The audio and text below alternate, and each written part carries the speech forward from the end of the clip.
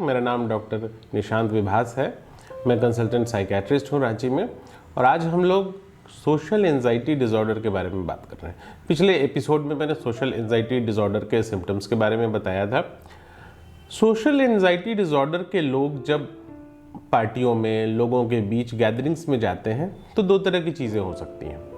कई बार वो लोग बहुत ही शाई, ज़्यादातर लोग शाई दिखते हैं, कन्वर्सेशन या direct eye to eye contact को वो अवॉइड करते हैं। हो सकता है वो एक कोने में अपना पूरा समय बिता के चले जाएं और लोगों के बीच में ना आए। जब भी उन्हें कहीं परफॉर्मेंस देनी हो तो वो उस चीज़ को अवॉइड करने की कोशिश करते हैं।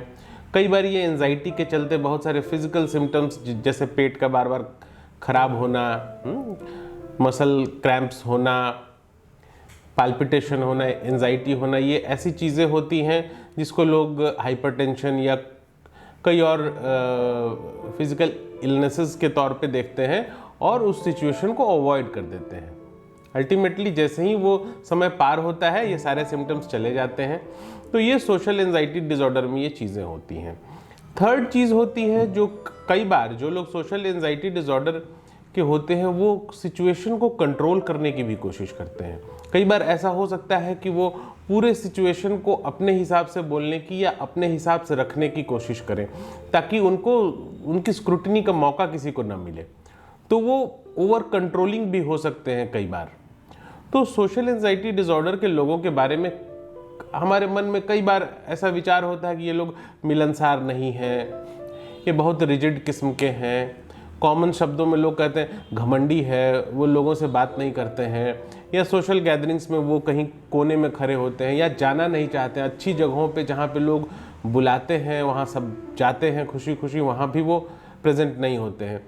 तो उनके बारे में एक नेगेटिव इम्पैक्ट होता है सोशल।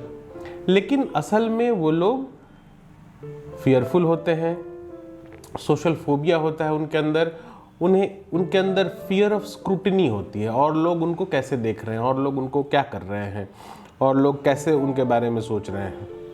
उनका सारा ध्यान और लोगों के रिएक्शन पे होता है।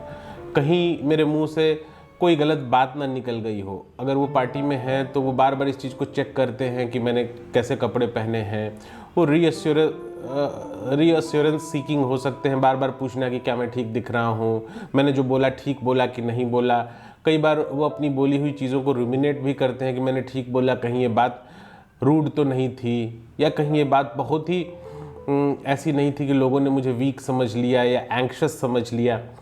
तो इन परेशानियों से वो लगातार घिरे होते हैं और उनका सारा ध्यान किसी भी सोशल गैदरिंग में, परेशानी में, इन चीज़ों को सॉर्ट आउट करने में लगा होता है। इसके साथ एंजाइटी का और सिम्टम्स जैसे हार्ट बीट का बढ़ना, बार बार टॉयलेट जाने की इच्छा होना, पसीने चलना, ब्लश करना, ये चीज़ें चली आती हैं। और इनका सोशल फोबिया से जो लोग सफ़र करते हैं उनको पता होता है कि ऐसा होगा, और वो लगातार सोशल सिचुएशंस में ये सोचते हैं कि कहीं मैं ब्लश तो नहीं कर रहा हूँ, कहीं मुझे ज़्यादा पसीना तो नहीं आ रहा है, कहीं लोग मुझे देख के ये समझ तो नहीं गए कि मैं घबरा रहा हूँ, मैं एंग्शियस हूँ।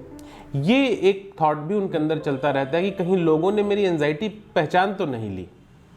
ये सोशल एंजाइटी डिसऑर्डर से सफ़र कर रहे लोगों की कुछ कॉमन परेशानियाँ होती हैं। Thank you.